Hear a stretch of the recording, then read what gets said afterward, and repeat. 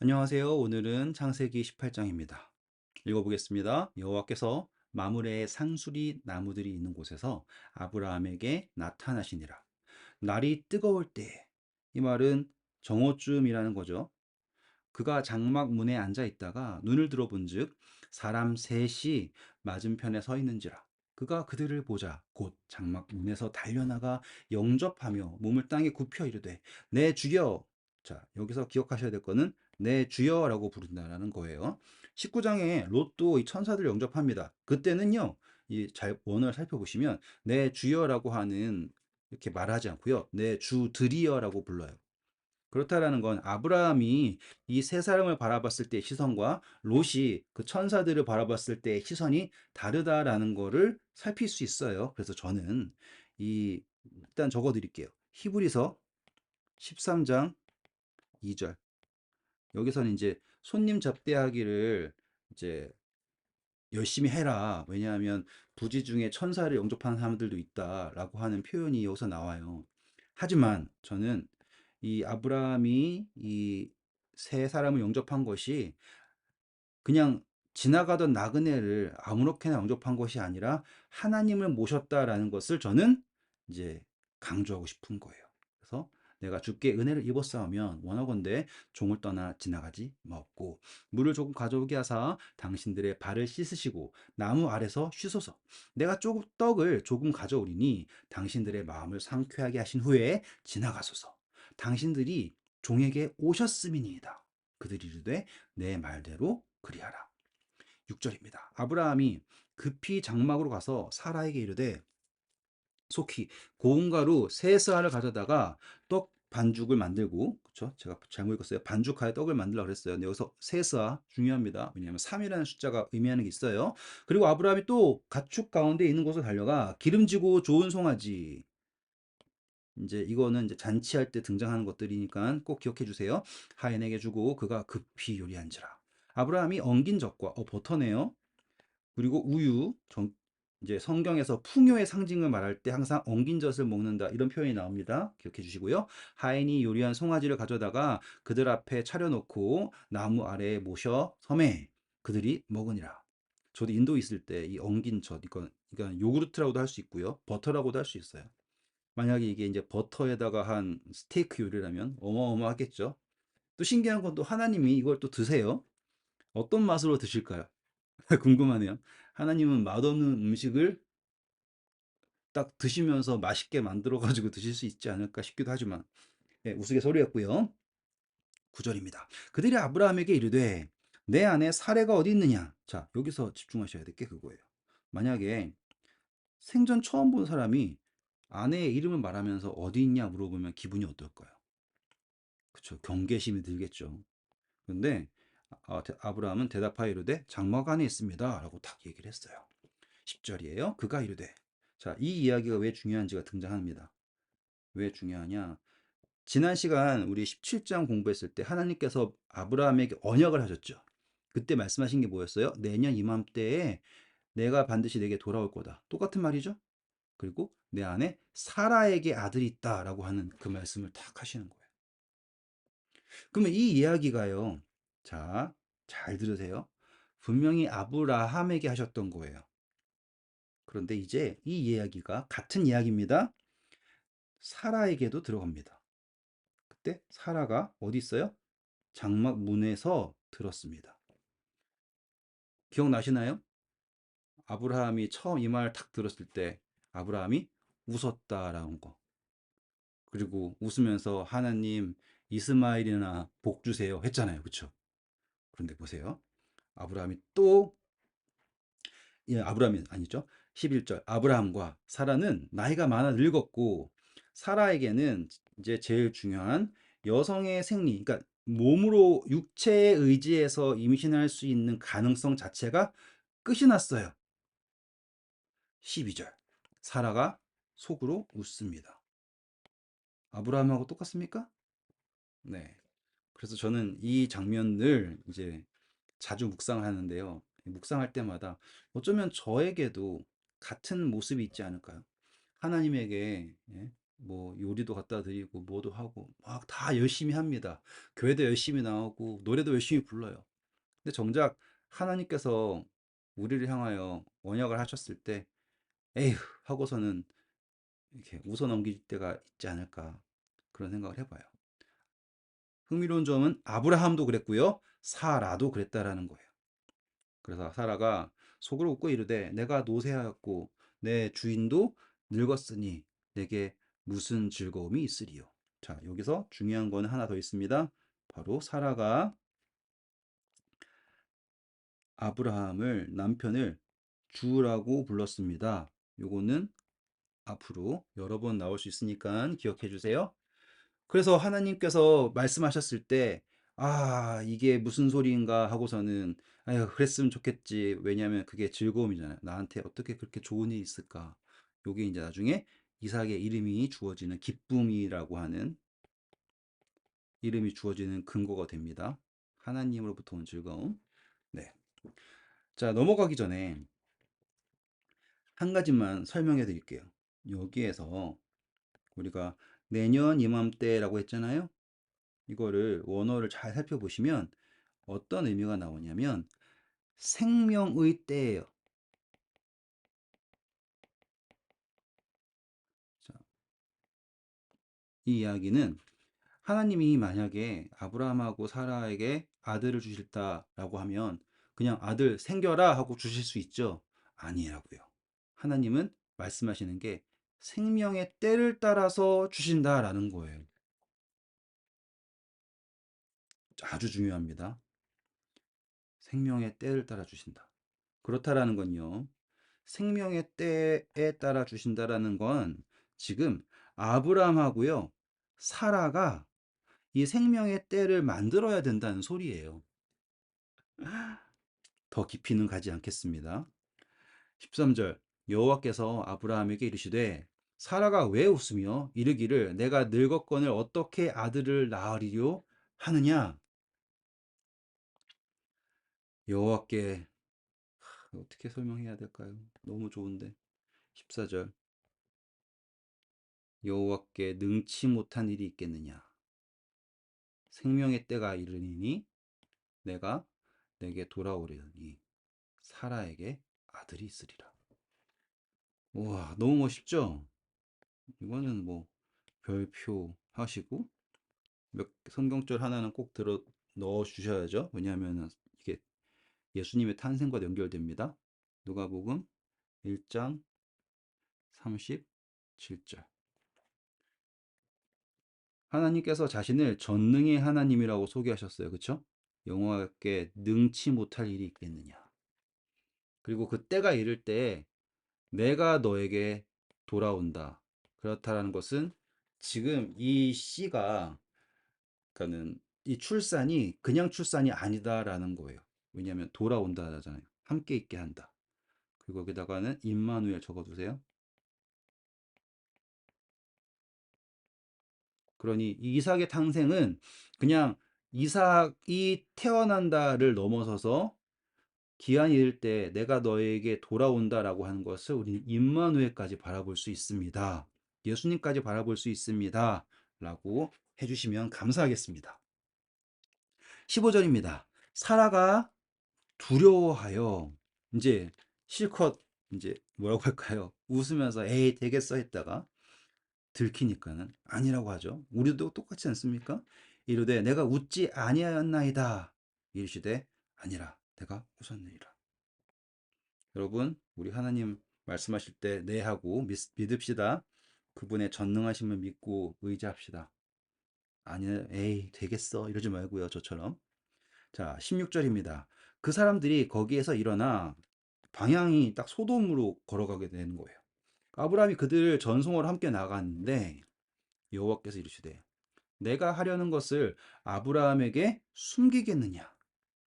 아브라함은 강대한 나라가 되고 천하 만민은 그로 말미암아 멋있죠. 그로 말미암아 복을 받게 될 것 아니냐 하고서는 나는 절대로 무언가를 아브라함에게 숨기고 싶지 않다라고 하셨어요. 그럼 여기다가는 저번에 적었지만 또 적어 드릴게요. 아모스서 글씨가 이상해요. 아모스서 기억하셔야 돼요. 3장 7절 이거 언제나 기억하셔야 돼요. 그리고 또 하나만 더 할게요. 요한복음 15장 15절. 우리에게 늘 먼저 말씀하시는 하나님 기억하셔야 됩니다. 그리고 그로 말미암아 복 받는다. 여기도 하나만 적어 드릴게요. 사도행전 3장 25절, 갈라디아서 3장 8절. 제가 이렇게 적어 드리는 것들은 정말 중요한 거니까 꼭 기억해 주세요. 넘어가겠습니다. 19절. 내가 그로 그 자식과 권속에게 명하여 여호와의 도를 지켜 의와 공도를 행하게 하려고, 중요한 것, 그를 택하였나니 이는 나 여호와가 아브라함에 대하여 말한 일을 이루려 함이니라. 자, 이렇게 퍽 얘기하셨으니 아브라함 옆에서 들으면서 어땠을까요? 아니 대체 무슨 일을, 이러면서 듣고 있지 않았을까요? 기분은 되게 좋았겠죠. 하나님이 날 택하셨다니 이러면서요. 20절입니다. 여호와께서 또 이르시되, 이제 아브라함에게 설명하시는 거예요. 소돔과 고모라에 대한 부르짖음이 크고, 이거는 요나서 읽을 때 들으실 겁니다. 니느웨에 관한 부르짖음 같은 이야기예요. 그 죄악이 심히 무거우니 내가 이제 내려가서 그 모든 행한 것이 과연 내게 들린 부르짖음과 같은지 그렇지 않은지 내가 보고 알려하노라. 하나님께서 소돔으로 가시는 장면을 말하고 있어요. 그러니까 예수님께서 이 땅에 오신 것과 비슷한 모습으로 생각하시면 됩니다. 그리고 바벨탑 사건도 같은 모습이었죠. 그렇죠?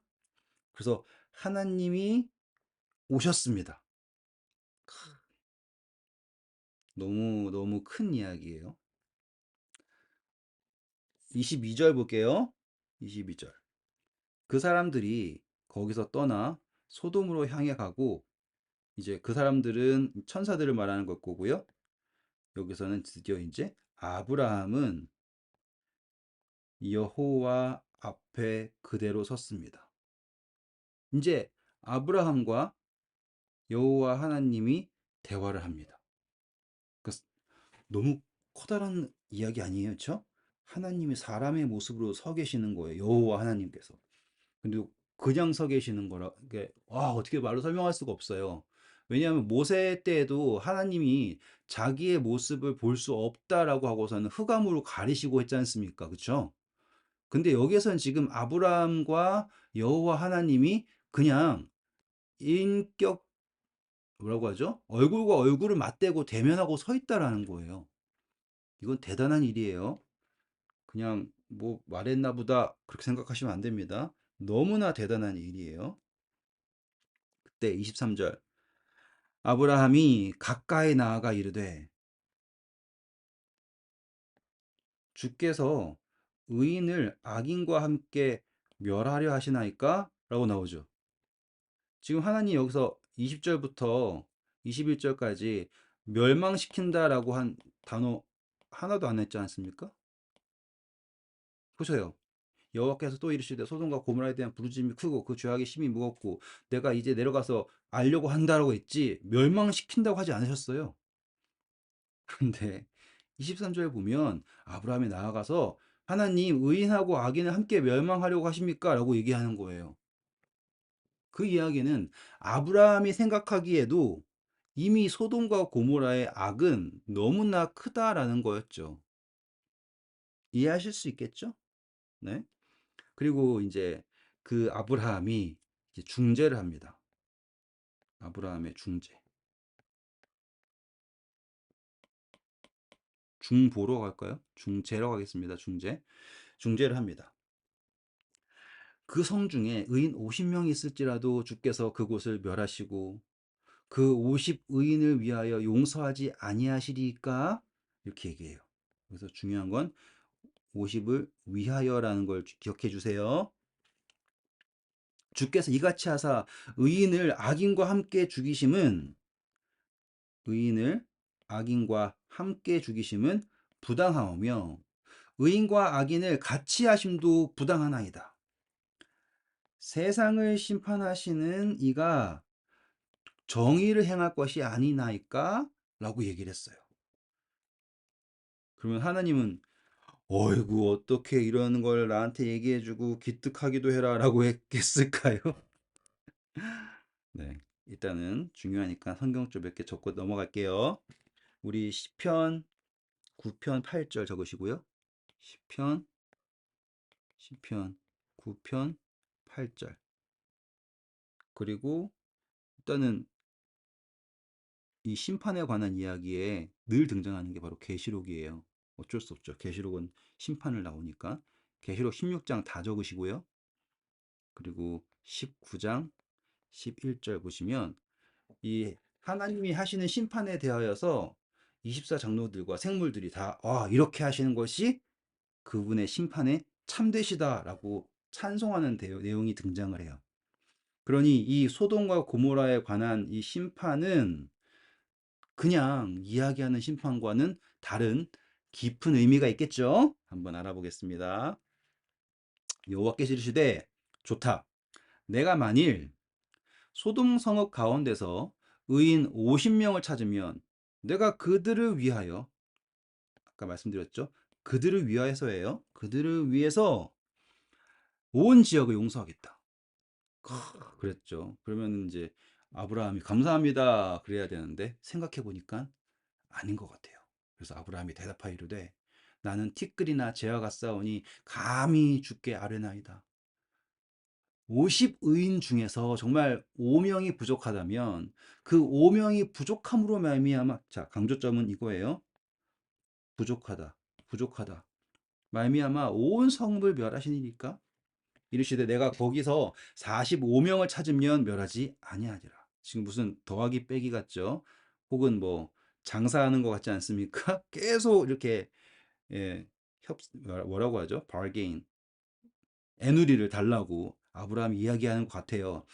중요한 거는요. 아브라함이 또 그럽니다. 하나님, 제발 거기에서 40명을 찾으시면 어찌하시라니까. 이르시되 40명으로 말미암아 멸하지 아니하리라. 30절. 아브라함이 이르되 내 주여 노하지 마시옵고 말씀하게 하옵소서. 거기서 만약에 30명을 찾으시면 어찌하려 하시나이까. 이르시되 내가 거기서 30명을 찾으면 그리하지 아니하리라. 아브라함이 또 이르되 내가 감히 주께 아뢰나이다. 거기서 20명을 찾으시면 어찌하려 하시나이까. 이르시되 내가 20명으로 말미암아 그러하지 아니하니라. 아브라함이 또 이르되 주는 노하지 마옵소서. 내가 이번만 더 아뢰이다. 거기서 10명을 찾으면 어찌하려 하시나이까. 이르시되 내가 10명으로 말미암아 멸하지 아니하니라. 설명하시기 전에 제가 성경절은 적어드리고 넘어갈게요. 로마서 5장 88절 그리고 예레미야 5장 2절 5장 1절 죄송합니다. 예레미야 5장 1절 그리고 계속해서 22장 30절 이건 꼭 기억해 주세요. 그리고 어쩔 수 없습니다. 또 적어야 될 건 적어야 되니까 여기에다가요 25절에다가 적을게요. 25절에다가는요 로마서 3장 5절에서 6절이고요. 네, 자, 이 정도 보시면 이제 마무리를 할 수 있게 되었어요. 이 마지막 이야기에서 우리가 바라볼 수 있는 건 하나님이 계속 심판하기를 원하시는 하나님이 아니라 구원하시기를 원하는 하나님을 우리는 발견할 수 있어요.